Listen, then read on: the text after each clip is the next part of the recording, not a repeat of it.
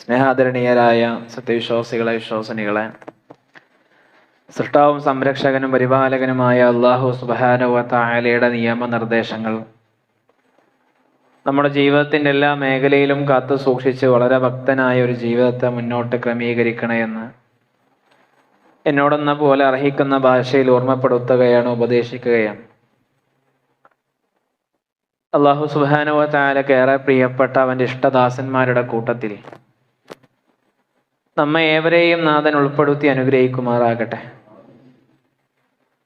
നമ്മുടെ രാജ്യം 80ാമത് സ്വാതന്ത്ര്യ ദിനം ആചരിക്കാൻ ഒരുങ്ങുകയാണ്. പതിറ്റാണ്ടുകൾക്ക് മുമ്പ് ഒരു രാജ്യം രാഷ്ട്രീയമായ അടിമത്വത്തിൽ നിന്ന് മോചിതമാകുന്നു. 80 വർഷങ്ങൾക്കിപ്പുറം നമ്മളോട് ചോദിക്കേണ്ട ഒരു ചോദ്യം, ഒരു രാജ്യം സ്വതന്ത്രമായാൽ മാത്രം അതിലെ മനുഷ്യർ സ്വതന്ത്രരാകുമോ എന്നുള്ളതാണ്. പുറമേയുള്ള ചങ്ങലകൾ പൊട്ടിയാൽ മാത്രം ഒരു മനുഷ്യൻ സ്വതന്ത്രനാകുമോ? തൻ്റെ കോപത്തിൻ്റെ അടിമയായൊരു മനുഷ്യൻ സ്വതന്ത്രനാണ് എന്ന് പറയാൻ പറ്റുമോ?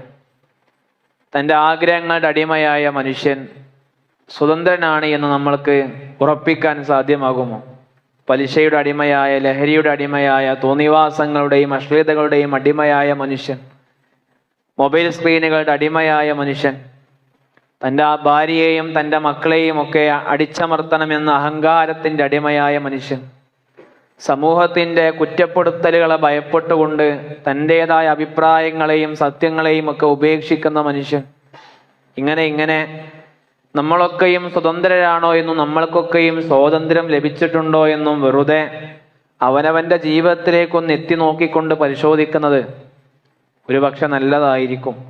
ഇസ്ലാം നമ്മൾ ആദ്യം മോചിപ്പിച്ചത് നമ്മുടെ ശരീരത്തിൻ്റെ മോചനത്തെക്കുറിച്ചല്ലായിരുന്നു, മറിച്ച് ഒരു മനുഷ്യൻ്റെ ഹൃദയത്തെയാണ് ഇസ്ലാം ആദ്യമായി മോചിപ്പിക്കുന്നത്. ഉബൂദിയ്യ എന്ന് നമ്മൾക്ക് അറബിയിൽ അതിനെ വിശേഷിപ്പിക്കാം. അഥവാ ഒരു മനുഷ്യൻ അള്ളാഹുവിൻ്റെ മാത്രം, മനുഷ്യരായ നമ്മളൊക്കെയും നമ്മുടെ സൃഷ്ടാവായ, യജമാനനായ, ഉടമയായ, എല്ലാത്തിനും അധിപനായ അള്ളാഹുവിൻ്റെ മാത്രം അടിമയാവുക എന്ന തൗഹീദിലൂടെയാണ് മനുഷ്യൻ ലോകത്തെ മറ്റെല്ലാ അടിമത്തങ്ങളിൽ നിന്നും മോചിതനാകുന്നത്. എന്ന് പറഞ്ഞാൽ മനുഷ്യൻ തൻ്റെ അടിമത്വത്തിൽ നിന്നും, തൻ്റെ അജ്ഞതയിൽ നിന്നും, തൻ്റെ അനാചാരങ്ങളിൽ നിന്നും മോചനം നേടി അള്ളാഹുവിൻ്റെ മാത്രം അനുസരണത്തിലേക്ക് കടന്നു വരുന്നതിനാണ് യഥാർത്ഥമായ സ്വാതന്ത്ര്യമെന്നും ആ യഥാർത്ഥമായ സ്വാതന്ത്ര്യത്തിൻ്റെ അനുഭൂതിയെക്കുറിച്ചും അതിൻ്റെ ആസ്വാദനത്തെക്കുറിച്ചും അതിൻ്റെ ചൈതന്യത്തെക്കുറിച്ചും അതിൻ്റെ നിർവൃതിയെക്കുറിച്ചുമൊക്കെ നമ്മളെ പഠിപ്പിക്കുവാനാണ് റസൂൽ തിരുമേനി സ്വല്ലല്ലാഹു അലൈഹി വസല്ലമ തങ്ങൾ നിയോഗിതനായത് എന്നുമാണ് ഇസ്ലാം നമ്മളെ പഠിപ്പിക്കുന്നത്. ഈ ഇസ്ലാം എന്ന സുന്ദരമായ മതം ലോകത്തേക്ക് കടന്നു വന്നത് മനുഷ്യരായ നമ്മളെ അപമാനിക്കാൻ വേണ്ടിയല്ല, മനുഷ്യരായ നമ്മളെ പ്രയാസപ്പെടുത്താൻ വേണ്ടിയല്ല, മറിച്ച് മനുഷ്യന്റെ മാന്യതയെ, മനുഷ്യന്റെ കറാമത്തിനെ സംരക്ഷിക്കുവാൻ വേണ്ടി അല്ലാഹു സുബ്ഹാനഹു വ തആല സൃഷ്ടിച്ചൊരു മതത്തിന്റെ പേര് കൂടെയാണ് ഇസ്ലാം. ഭാര്യയുടെ കറാമത്ത്, ഭർത്താവിന്റെ കറാമത്ത്, മക്കളുടെ കറാമത്ത്, മാതാപിതാക്കളുടെ കറാമത്ത്, ദരിദ്രന്റെ കറാമത്ത്, ദുർബലന്റെ കറാമത്ത്, എല്ലാത്തിനെയും ആദരിക്കണം, ആ മാന്യതകളെ സംരക്ഷിക്കണമെന്ന് വളരെ ശക്തമായി കൊണ്ടാണ് ഖുർആൻ നമ്മളെ പഠിപ്പിക്കുന്നത്. ഇന്നല്ലാഹ യഅ്മുറു ബിൽ അദ്ലി വൽ ഇഹ്സാനി വ ഈതാഇ ദിൽ ഖുർബ വയൻഹാ അനിൽ ഫഹ്ശാഇ വൽ മുൻകരി വൽ ബഈ. അല്ലാഹു നീതിയും ഇഹ്സാനും അടുത്ത ബന്ധുക്കൾക്ക് സഹായം ചെയ്യാനും നമ്മളോട് കൽപ്പിക്കാൻ, അതിൻ്റെ കൂടെ അശ്ലീലതയും തിന്മകളും അതിക്രമങ്ങളും നിരോധിക്കണമെന്നും അല്ലാഹു നമ്മോട് കൽപ്പിക്കാൻ. 3 കാര്യങ്ങളെക്കുറിച്ച് പ്രത്യേകം പറഞ്ഞു. ഒന്നാമത്തെ ഭാഗം അദ്ലാണ്. അദ്ല് എന്ന് പറഞ്ഞാൽ ഞാൻ ആരോടും അന്യായമായി കൊണ്ട് ഒരിക്കലും അനീതി കാണിക്കുകയില്ല എന്ന ജീവിതത്തിന്റെ പ്രതിജ്ഞ സ്വീകരിക്കണമെന്ന് അല്ലാഹു നമ്മളെ പഠിപ്പിച്ചു. രണ്ടാമത്തേത് ഇഹ്സാനാണ്. എനിക്ക് ചെയ്യേണ്ടതിലും കൂടുതൽ മനോഹരമായി കൊണ്ട് ഞാൻ ആ നന്മ നിർവഹിക്കുമെന്നൊരു മനോഭാവം നമ്മൾക്കുണ്ടാകണമെന്ന് ഖുർആൻ പഠിപ്പിച്ചു. മൂന്നാമത്തേത് ബഅയാണ്. എൻ്റെ ശക്തിയോ എൻ്റെ അധികാരമോ എൻ്റെ വാഗ്ബോധമോ എൻ്റെതായ കഴിവുകളോ ശേഷികളോ ഉപയോഗപ്പെടുത്തിക്കൊണ്ട് ഞാൻ മറ്റൊരാളെയും അടിച്ചമർത്തുകയില്ല എന്ന ജീവിതത്തിന്റെ അച്ചടക്കം പാലിക്കണമെന്നും വിശുദ്ധ ഖുർആൻ നമ്മളെ പഠിപ്പിച്ചു. ഇത് കേവലം ഒരു കുറെ സാങ്കേതികമായ പദപ്രയോഗങ്ങളുടെ പേരുകളോ ലിസ്റ്റുകളോ അല്ല, മറിച്ച് ഒരു മുസ്ലിമിന്റെ ജീവിതത്തിന്റെ ഒരു ക്യാരക്ടർ, ഒരു സ്വഭാവ സർട്ടിഫിക്കറ്റ് ആണ് ഈ പറയുന്ന മൂല്യങ്ങളൊക്കെ. നമ്മളിങ്ങനെ അറബി മാസപ്രകാരം നോക്കിയാൽ നമ്മൾ റബീഉൽ അവ്വൽ മാസത്തിലേക്കാണ് പ്രവേശിച്ചത്. നമ്മളിങ്ങനെ നമ്മുടെ ചുറ്റുപാടുകളിലേക്ക് നോക്കുമ്പോൾ ഇനി എങ്ങുമില്ലാത്ത വിധം പുതിയ രൂപത്തിലുള്ള കുറെ പ്രവാചക സ്നേഹ രൂപങ്ങളും പ്രഖ്യാപനങ്ങളും ഒക്കെ നമ്മൾ കാണും. പക്ഷെ അവിടെയൊക്കെയും നമ്മൾ വളരെ വസ്തുനിഷ്ഠമായി നമ്മിലേക്ക് തിരിഞ്ഞുകൊണ്ട് ചില ആലോചനകൾ നടത്തേണ്ടതുണ്ട്. നമ്മൾ പറയും എനിക്ക് റസൂൽ തിരുമേനി സ്വല്ലല്ലാഹു അലൈഹി വസല്ലമ ഇഷ്ടമാണ്, സ്നേഹമാണ് എന്നൊക്കെ നമ്മൾ പറയും. പക്ഷെ അതേ നമ്മളോട് നമ്മൾ തന്നെ ചോദിക്കേണ്ട ചോദ്യം, ആ റസൂലുള്ള നമ്മുടെയൊക്കെ വീടുകൾക്കുള്ളിൽ ഉണ്ടോ എന്നുള്ളതാണ്. നമ്മുടെ സംസാരത്തിൽ ആ പ്രവാചക സ്നേഹമുണ്ടോ എന്നതാണ്. നമ്മുടെ വ്യാപാരത്തിൽ, നമ്മുടെ കോപത്തിൽ, നമ്മുടെ ഭാര്യയോടുള്ള ഭർത്താവിനോടുള്ള പെരുമാറ്റത്തിൽ, നമ്മുടെ മക്കളോടുള്ള സമീപനങ്ങളിൽ, നമ്മുടെ അയൽക്കാരുമായുള്ള ബന്ധങ്ങളിൽ ഇതൊക്കെയും പ്രകടമാകുന്നുണ്ടോ എന്നാണ് ഇസ്ലാം നമ്മളോട് അവനവനെ കുറിച്ച് ആലോചിക്കുവാൻ പറയുന്ന ഒരു ഭാഗം. ശുദ്ധ ഖുർആൻ പറഞ്ഞത് ലഖദ് കാന ലകും ഫീ റസൂലില്ലാഹി ഉസ്വത്തുൻ ഹസന, നിങ്ങൾക്ക് അല്ലാഹുവിന്റെ ദൂതനിൽ ഉത്തമമായ ഉസ്വത്തുൻ മാതൃകയുണ്ട്, ഹസന ഏറ്റവും മനോഹരമായ മാതൃക. ആർക്കാണ് ആ മാതൃക? ലിമൻ കാന യർജുല്ലാഹ വൽ യൗമൽ ആഖിറ വദക്കറല്ലാഹ കസീറ, അള്ളാഹുവിനെയും അന്ത്യദിനത്തെയും പ്രതീക്ഷിക്കുകയും അള്ളാഹുവിനെ ധാരാളമായി സ്മരിക്കുകയും ചെയ്യുന്ന മനുഷ്യർക്കുണ്ട് എന്നാ പറഞ്ഞേ. റസൂലുള്ളാഹിനെ സ്നേഹിക്കുന്നുണ്ടെന്നൊക്കെ പറയുന്ന എനിക്കൊക്കെ ഭയങ്കര എളുപ്പമാണ്. പക്ഷെ ആ പ്രവാചക ജീവിതത്തെ നമ്മുടെ വീട്ടകങ്ങളിലേക്ക്, നമ്മുടെ സ്വഭാവത്തിലേക്ക്, നമ്മുടെ ജീവിത വ്യവഹാരങ്ങളിലേക്ക് കൊണ്ടുവരിക എന്നുള്ളതിടത്താണ് നമ്മൾക്ക് വലിയ പ്രയാസങ്ങൾ അനുഭവപ്പെടുക. പ്രവാചക സ്നേഹത്തിന്റെ ഒരു അളവുകോൽ എന്ന് പറയുന്നത് നമ്മുടെ ജീവിതത്തിൽ സുന്നത്തുണ്ടാവുക എന്നുള്ളതാണ്. റസൂൽ തിരുമേനി സ്വല്ലല്ലാഹു അലൈഹി വസല്ലമയുള്ള സ്നേഹം നമ്മുടെ ദീനിലെ മഹത്തരമായൊരു കാര്യമാണ്. പക്ഷേ ആ സ്നേഹം എന്ന പേരിൽ ദീനിൽ റസൂലുള്ളാഹി പഠിപ്പിക്കാത്ത കാര്യങ്ങൾ ചേർക്കുന്നത് ഒരിക്കലും ശരിയല്ല, നമുക്കതറിയാം. അതേപോലെ ഞാൻ പ്രവാചകനെ സ്നേഹിക്കുന്നു എന്ന് പറഞ്ഞിട്ട് റസൂലുള്ളാഹി ജീവിതത്തിൽ പ്രവാചകന്റെ സുന്നത്തുകളെ ഒന്നും ജീവിതത്തിലേക്ക് ചേർത്തു പിടിക്കാതെ ഒരു പ്രവാചക സ്നേഹത്തിന്റെ വലിയ വക്താക്കളാവുക എന്ന് പറയുന്നത് പോലും പ്രവാചക സ്നേഹത്തിന്റെ പൂർണ്ണതയല്ല. റസൂലുള്ളാഹി പഠിപ്പിച്ച പോലെ മൻ അഹ്ദത ഫീ അംരിന, ഈ മതത്തിൽ, ഈ ദീനിന്റെ വിഷയത്തിൽ ആരെങ്കിലും പുതിയതായിട്ട് എന്തെങ്കിലും കൊണ്ടുവന്നാൽ മാലൈസ മിൻഹു ഫഹുവ റദ്ദുൻ, അത് ഞാൻ കൽപ്പിക്കാത്ത കാര്യമാണെങ്കിൽ അത് തള്ളേണ്ടതാണ്, തള്ളപ്പെടുമെന്നാണ് റസൂൽ തിരുമേനി സ്വല്ലല്ലാഹു അലൈഹി വസല്ലമ നമ്മളെ പഠിപ്പിക്കുന്നത്. ഞാൻ പറഞ്ഞു വന്നത്, സുന്നത്ത് എന്ന് പറയുന്നത് ഒരു കേവലമായൊരു അനാവശ്യമായ തർക്കങ്ങളിലേക്കോ വാദപ്രതിവാദങ്ങളിലേക്കോ മാത്രം ഒതുങ്ങേണ്ട ഒന്നല്ല, മറിച്ച് പ്രവാചക ജീവിതത്തിന്റെ, റസൂലുള്ളാഹി ജീവിതത്തിൽ കാത്തു സൂക്ഷിച്ച വിശുദ്ധിയും ആ നിലപാടുകളും മൂല്യക്രമങ്ങളും ഒക്കെ നമ്മുടെ ജീവിതത്തിന്റെ എല്ലാ മേഖലകളിലേക്കും കൊണ്ടുവരാൻ നാം എടുക്കുന്ന പരിശ്രമമാണ്. നമുക്ക് കുതുബയുടെ ഒരു കാതൽ ഭാഗത്തേക്ക് പ്രവേശിക്കാം. നമ്മൾ വളരെ ഗൗരവമായിക്കൊണ്ട് ആലോചിക്കുകയും ചിന്തിക്കുകയും ചെയ്യേണ്ട, നമ്മുടെ ജീവിതത്തിൻ്റെതായ വ്യവഹാര മേഖലയിൽ നമ്മൾ വളരെയധികം പ്രാധാന്യം കൊടുക്കേണ്ട ഒരു ഭാഗം, റസൂലുള്ളാഹി സ്വല്ലല്ലാഹു അലൈഹി വസല്ലമയുടെ സ്നേഹത്തെക്കുറിച്ചും അതിനെ സ്നേഹിക്കുന്നതിനെ കുറിച്ചും ഒക്കെ സംസാരിക്കുമ്പോൾ നമ്മൾ മറന്നു പോകാൻ പാടില്ലാത്തൊരു ഭാഗം, പ്രവാചകന്റെ വീട്ടിൽ തന്റെ ഭാര്യമാർക്ക് റസൂലുള്ളാഹി കൊടുത്ത കുറെ അവകാശങ്ങൾ, കുറെ സ്വാതന്ത്ര്യങ്ങൾ, കുറെ അവരുടേതായ ജീവിതത്തിൽ അവർ സ്വീകരിച്ച മൂല്യക്രമങ്ങൾ. റസൂലുള്ളാഹിയുടെ വീട്ടിൽ തന്റെ ഭാര്യമാർക്ക് സംസാരിക്കാൻ അവസരങ്ങൾ ഉണ്ടായിരുന്നു, അവർക്ക് ചോദ്യങ്ങൾ ചോദിക്കാനുള്ള അവകാശങ്ങൾ ഉണ്ടായിരുന്നു, അവർക്ക് അഭിപ്രായങ്ങൾ പറയാനുള്ള സ്വാതന്ത്ര്യം ഉണ്ടായിരുന്നു, അവർക്ക് സങ്കടങ്ങൾ പങ്കുവെക്കാനുള്ള ഇടങ്ങൾ ഉണ്ടായിരുന്നു. എന്നാൽ ഇന്ന് നമ്മുടെയൊക്കെ ബഹുഭൂരിഭാഗം എന്ന് പറയുന്നില്ലെങ്കിൽ പോലും ചിലരുടെയെങ്കിലും വീടുകളുടെയൊക്കെയും അവസ്ഥകളെ കുറിച്ച് വളരെ ഗൗരവമായി നമ്മളൊക്കെ ഒന്ന് ചിന്തിക്കണം. സ്വന്തം ഭർത്താവിനെ, സ്വന്തം ഭാര്യയെ പരസ്പരം എങ്ങനെയാണ് ജീവിതത്തിൽ മൂല്യക്രമങ്ങളോടുകൂടി കൊണ്ടു നടക്കുന്ന ചിന്താഗതികൾ അവനവന്റെ ഉള്ളിൽ ഉണ്ടാകണം. ഭാര്യ സ്വന്തം ഭർത്താവിനെ ഭയന്നുകൊണ്ട് ജീവിക്കുന്നു, ഭർത്താവ് ഭാര്യയുടെ മനസ്സു കാണാൻ കൂട്ടാക്കാത്ത ഭർത്താക്കന്മാരുണ്ടാകുന്നു, മക്കൾ ബാപ്പയോട് മനോഹരമായി സംസാരിക്കാൻ ഭയപ്പെടുന്നു, തന്റെ വീട്ടിലെ സമാധാനമില്ലായ്മയും പ്രശ്നങ്ങളും ദുരിതങ്ങളും പ്രയാസങ്ങളും കാരണം സന്തോഷവും സമാധാനവും തേടി പുറത്തു പോകുന്നു. ഖുർആൻ അള്ളാഹുവിന്റെ കൽപ്പന എന്നോണം അള്ളാഹു നമ്മളോട് പറഞ്ഞൊരു വർത്തമാനമുണ്ട്, വഅശിറുന്ന ബിൽ മഅറൂഫ്, നിങ്ങൾ നിങ്ങളുടെ ഭാര്യയെ സഹിക്കണമെന്നല്ല ഖുർആൻ പഠിപ്പിച്ച ഭാഗം. നിങ്ങൾ നിങ്ങളുടെ ഭാര്യയെ വീട്ടിൽ വെച്ചുകൊള്ളണം എന്നല്ല ഖുർആന്റെ പ്രയോഗം. വഅശിറുഹുന്ന ബിൽ മഅറൂഫ്, അവരോടൊപ്പം മഅറൂഫോട് കൂടി നിങ്ങൾ ജീവിക്കണം. അവരോട് ഏറ്റവും മാന്യമായി കൊണ്ടും കരുണയോടും കൂടി ജീവിക്കണം എന്നാണ് ഖുർആൻ നമ്മളോട് കൽപ്പിക്കുന്ന ഏറ്റവും പ്രധാനപ്പെട്ട ഭാഗം. ഞാൻ ഈ വിഷയത്തെ കൊണ്ടുവരാനുള്ള കാരണം, നമ്മൾ ഈ അടുത്ത കാലഘട്ടത്തിൽ കേട്ട ഒരു വാർത്തയുണ്ട്. ഒരാഴ്ച പോലും പഴക്കമില്ലാത്തൊരു വാർത്ത, ഒരു ദുരന്തത്തിന്റെ വാർത്ത, ഒരു പെൺകുട്ടിയുടെ ആത്മഹത്യയുടെ വാർത്ത. ഒരു ഭർത്താവിന്റെ ക്രൂരതകൾ കാരണം, ലഹരിക്കടിമപ്പെട്ടവന്റെയും കാരണങ്ങൾ കൊണ്ട് ഒരു പെൺകുട്ടി തന്റെ ജീവിതം അവസാനിപ്പിച്ച ദുരന്തമായ ദാരുണകരമായ വാർത്തകൾ. ഒരു മനുഷ്യൻ അയാളുടെ ജീവിതത്തിൽ ഒരു മനുഷ്യ ജീവൻ നഷ്ടപ്പെടുക എന്ന് പറയുന്നത് കേവലമായ ഒരു കുടുംബത്തിന്റെ മാത്രം നഷ്ടമല്ല, മറിച്ച് അത് നമ്മുടെ എല്ലാം മനസാക്ഷിയുള്ള ഒരു ചോദ്യം കൂടിയാണ്. ഞാൻ ആ സംഭവത്തിന്റെ വിശദാംശങ്ങളിലേക്കോ അതിന്റെ പേരുകളിലേക്കോ ഒന്നും കടന്നു പോകുന്നില്ല. അത് ഒരു കുടുംബത്തിന്റെ വേദനയാണ്. പക്ഷെ ആ വാർത്ത നമ്മളോട് ഇങ്ങനെ ആവശ്യപ്പെടുന്ന ചില ചോദ്യങ്ങളുണ്ട്. നമ്മുടെയൊക്കെ വീടുകൾ സുരക്ഷിതമായ ഇടങ്ങളാണോ എന്ന് നമ്മൾ വളരെ ഗൗരവമായി നമ്മളൊന്ന് ആലോചിക്കണം. നമ്മുടെ ഭാര്യ പുറത്തുപോയി നമ്മുടെ വീടിന്റെ അകത്തേക്ക് കയറി വരുന്നത് സമാധാനത്തോടു കൂടിയാണോ അതോ ഭയപ്പെട്ടുകൊണ്ടാണോ എന്ന് സ്വയം അവനവനെ കുറിച്ച് ആലോചിക്കണം. ഭർത്താവ് വീട്ടിലേക്ക് തിരിച്ചു വരിക എന്ന കാഴ്ച ഒരു ഭാര്യയ്ക്ക് സമ്മർദ്ദമാണോ സമാധാനമാണോ എന്ന് ആലോചിക്കണം. തന്റെ മക്കൾക്ക് അത് ആശ്വാസമാണോ അസമാധാനമാണോ എന്ന് ആലോചിക്കണം. ഒരു പുരുഷൻ തന്റെ ഭാര്യയെ ശാരീരികമായി മാത്രം ഉപദ്രവിക്കാതിരിക്കുക എന്നുള്ളതിന്റെ പേരല്ല ഒരു ഇസ്ലാമിക പുരുഷത്വം എന്ന് പറയുന്നത്. അവളുടെ മാന്യതയെ സംരക്ഷിക്കേണ്ടതിന്റെ പേരാണ്, അവളുടെ ഹൃദയത്തെ സംരക്ഷിക്കേണ്ടതിന്റെ പേരാണ്, അവളുടെ സുരക്ഷയെ സംരക്ഷിക്കേണ്ടതിന്റെ പേരാണ്, അവളുടെ അവകാശങ്ങളെ സംരക്ഷിക്കേണ്ടതിന്റെ പേരാണ്. അതിന്റെ പേരാണ് അമാനത്ത് എന്ന് പറയുന്നത്.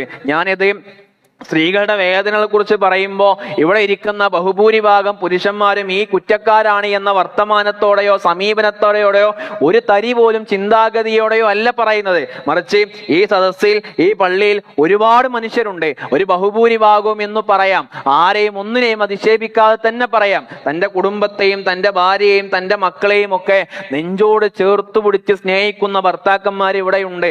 ഭാര്യയുടെ സന്തോഷത്തിനായി അധ്വാനിക്കുന്നവരുണ്ട്. കുടുംബത്തിന്റെ സ്വപ്നങ്ങൾക്ക് സ്വന്തം ആഗ്രഹങ്ങളെ ഉപേക്ഷിച്ച ഭർത്താക്കന്മാരുണ്ട്. സ്വന്തം ഭാര്യക്കും മക്കൾക്കും വേണ്ടി വെയിലത്തും മഴയത്തും ചോര നീരാക്കി പണിയെടുക്കുന്ന, അവരെ പൊന്നുപോലെ നോക്കുന്ന എത്രയോ നല്ല ഭർത്താക്കന്മാരാണ് മുമ്പിൽ ഇരിക്കുന്നത്. സ്വന്തം സന്തോഷങ്ങളെ പോലും മാറ്റിവെച്ച് കുടുംബത്തിന്റെ കണ്ണുനീരൊപ്പാൻ വേണ്ടി, കുടുംബത്തിന്റെ ജീവിതത്തിന്റെ ഭാരങ്ങൾ പേർന്ന വേദനകൾ കാരണം, ദുരിതങ്ങൾ കാരണം, പ്രയാസങ്ങൾ കാരണം സ്വന്തം ആഗ്രഹങ്ങളൊക്കെയും കരിഞ്ഞുപോയ എത്രയോ പുരുഷന്മാർ ഈ സംസാരങ്ങൾ കേൾക്കുന്നുണ്ട്.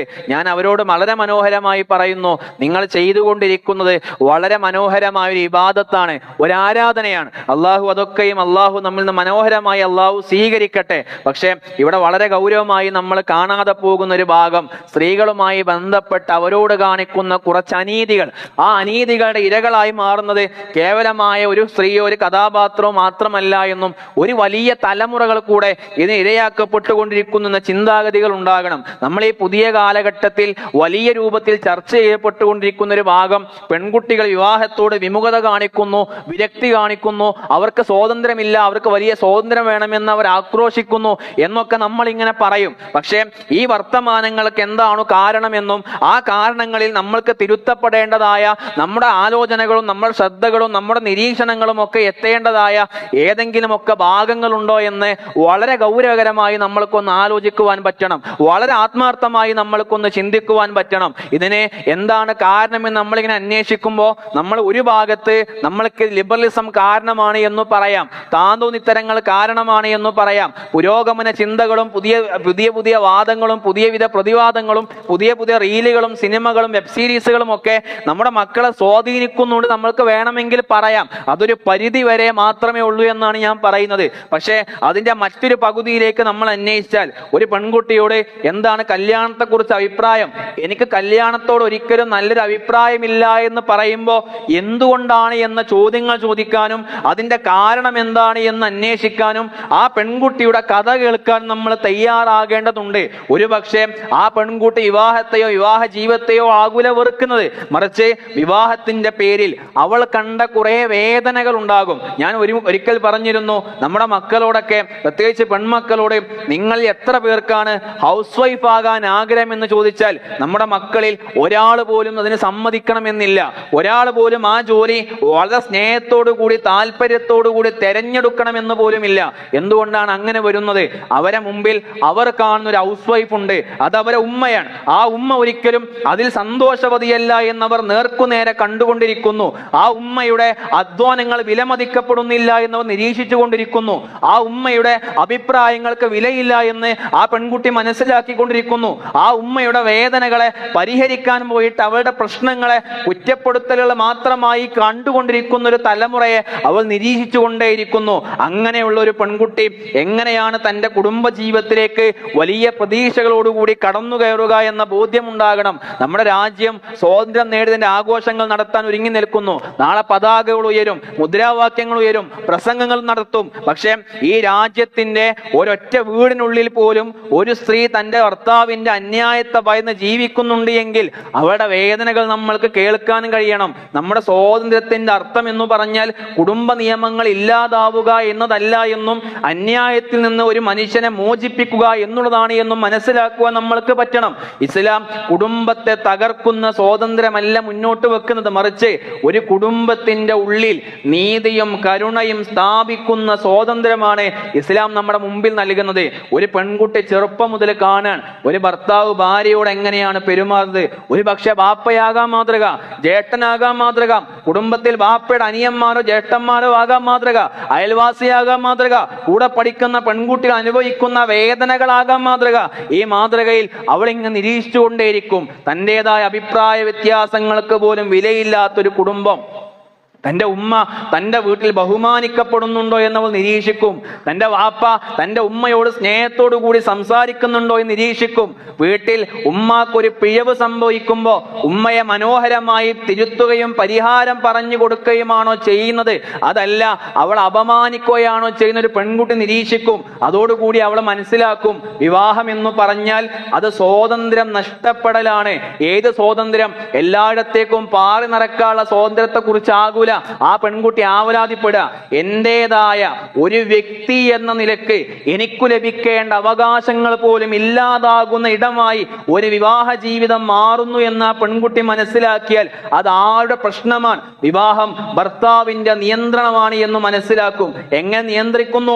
ഹലാലായ വിഷയങ്ങൾക്ക് പോലും അനുവദിക്കപ്പെടാത്ത വിധത്തിൽ തന്നെ ഒരു വട്ടക്കൂട്ടിലേക്ക് ഒരു ചെറിയ കൂട്ടിലേക്ക് ഒതുക്കപ്പെടുന്ന പോലെ വിവാഹത്തെ ആരാണ് ചിത്രീകരിക്കാൻ തുടങ്ങിയത്?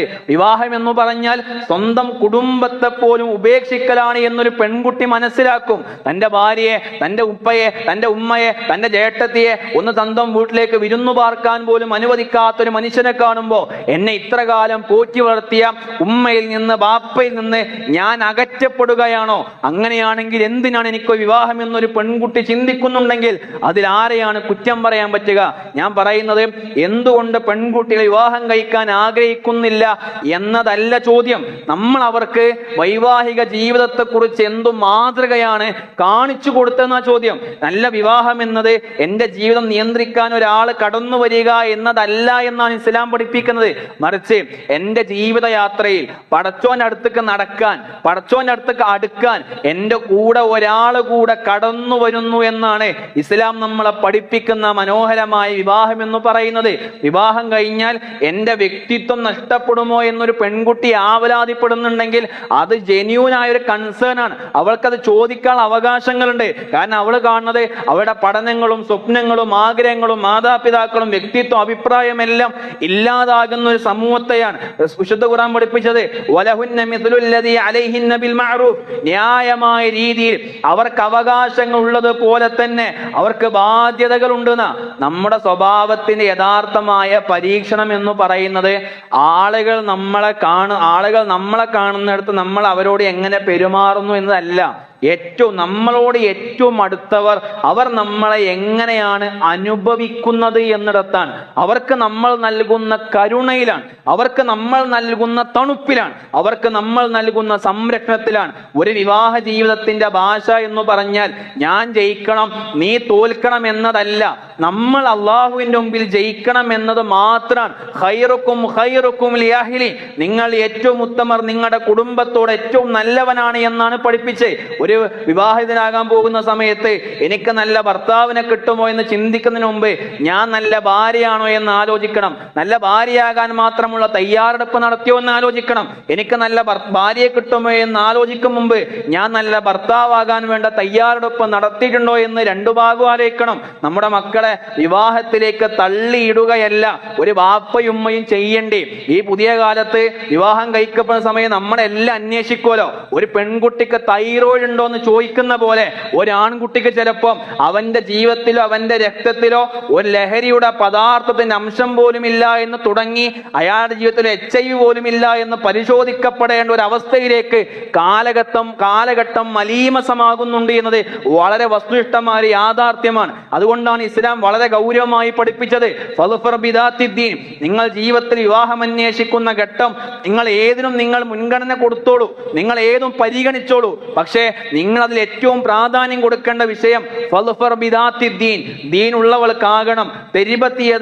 ജീവിതം കുറച്ച് പ്രയാസപ്പെട്ടാലും ശരി അതിലായിരിക്കും ജീവിതത്തിന്റെ സൗരഭ്യം എന്നാണ് ഹദീസുകൾ നമ്മളെ പഠിപ്പിക്കുന്നത്. അത് പെണ്ണിന്റെ വിഷയത്തിൽ മാത്രമല്ല, ഒരാണിന്റെ വിഷയത്തിൽ പോലും പഠിപ്പിച്ചത് നിങ്ങൾക്കരികിലേക്ക് നല്ല സ്വഭാവം, നിങ്ങൾ തൃപ്തിപ്പെടുന്ന മതവുമുള്ളൊരുവൻ നിങ്ങളുടെ വിവാഹം അന്വേഷിച്ചാൽ നിങ്ങൾ വിവാഹം കഴിപ്പിച്ചു കൊടുക്കണം. ഇല്ലെങ്കിൽ ഭൂമിയിൽ ഫസാദ് ഉണ്ടാക്കുമെന്നാണ് രക്ഷിതാക്കളോട് പറയാൻ ആത്മാർത്ഥമായി അവനവന്റെ മക്കളെ പഠിപ്പിക്കണം. വിവാഹം എന്താണ് എന്ന് പഠിപ്പിക്കണം, അവകാശങ്ങൾ എന്താണ് എന്ന് പഠിപ്പിക്കണം, ബാധ്യതകൾ എന്താണ് എന്ന് പഠിപ്പിക്കണം, കടമകൾ എന്താണ് എന്ന് പഠിപ്പിക്കണം. ഒരു പ്രശ്നമുണ്ടായാൽ പ്രശ്നം എങ്ങനെ കൈകാര്യം ചെയ്യാമെന്നവർക്ക് പരിശീലനം കൊടുക്കണം. സാമ്പത്തികമായ അച്ചടക്കം എങ്ങനെയാണ് കാത്തു സൂക്ഷിക്കണമെന്ന് പഠിപ്പിക്കണം. കുടുംബങ്ങൾ തമ്മിലുള്ള ബൗണ്ടറികൾ, അതിരുകളെ എങ്ങനെയാണ് സംരക്ഷിക്കേണ്ടത് പഠിപ്പിക്കണം. കോപം വന്നാൽ എന്തു ചെയ്യുമെന്ന് പഠിപ്പിക്കണം. ക്ഷമ ചോദിക്കുന്നത് തെറ്റല്ല എന്ന് പഠിപ്പിക്കണം. ദുർബലതയല്ല എന്ന് പഠിപ്പിക്കണം. ഒരു സഹായം തേടുന്നത് പരാജയമല്ല എന്ന് പഠിപ്പിക്കണം. നമ്മുടെയൊക്കെ മഹല്ലുകളിൽ വളരെ നിർബന്ധമായി നടപ്പിലാക്കേണ്ട ഒന്നായി പ്രീ മാരിറ്റൽ കൗൺസിലിംഗ് വരേണ്ട കാലഘട്ടം അടുത്തിട്ടുണ്ട് എന്നാണ്. അത് അനിവാര്യമായി തീർന്ന ഒരു കാലഘട്ടത്തിൽ നമ്മൾ ജീവിച്ചുകൊണ്ടിരിക്കുന്നത് എന്നാണ്. വിവാഹത്തിന്റെ വെഡ്ഡിംഗ് ഫോട്ടോഗ്രാഫികൾ എങ്ങനെയാകണം എന്ന് ആലോചിക്കുന്നതിന് 100 മടങ്ങ് ആലോചിക്കണം. ഒരു മാരിറ്റൽ ലിറ്ററസി എന്ന് പറഞ്ഞാൽ ഒരു വിവാഹ സാക്ഷരത നമ്മുടെ തലമുറകൾക്ക് അനിവാര്യമാണ് എന്നർത്ഥം.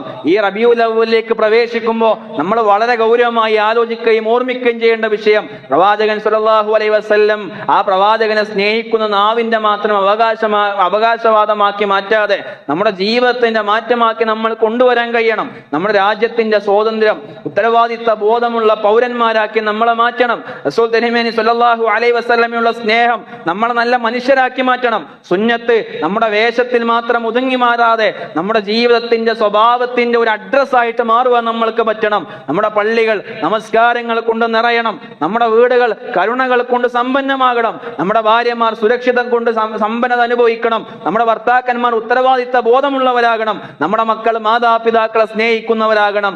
കരുണ എന്ന് പറയുന്നത് ഒരു സമൂഹത്തിന്റെ യഥാർത്ഥ സ്വാതന്ത്ര്യം. കാരണം ഒരു സമൂഹത്തിന്റെ യഥാർത്ഥമായ സ്വാതന്ത്ര്യം എന്ന് പറയുന്നത് കേവലമായ പതാകയോ കേവലമായ ആഘോഷങ്ങളിലോ മാത്രം ഒതുങ്ങി നിൽക്കുന്നില്ല എന്നും അത് അവനവന്റെ വീടുകളിലെ ഉള്ളിലുള്ള മനുഷ്യർ എത്രമേൽ സുരക്ഷിതരും എത്രമേൽ സമാധാനത്തോടെയും ജീവിതത്തെ മുന്നോട്ട് കൊണ്ടുപോകുന്നു എന്നതിനെ അടിസ്ഥാനമാക്കിയാണ് എന്ന് മനസ്സിലാക്കാൻ നമ്മൾക്ക് സാധ്യമാകണം. റഹ്മാനായ റബ്ബ് കാര്യങ്ങൾ അറിയാനും പഠിക്കാനും മനസ്സിലാക്കുവാനും തൗഫീഖ് നൽകി നമ്മയെല്ലാം അനുഗ്രഹിക്കുമാറാകട്ടെ.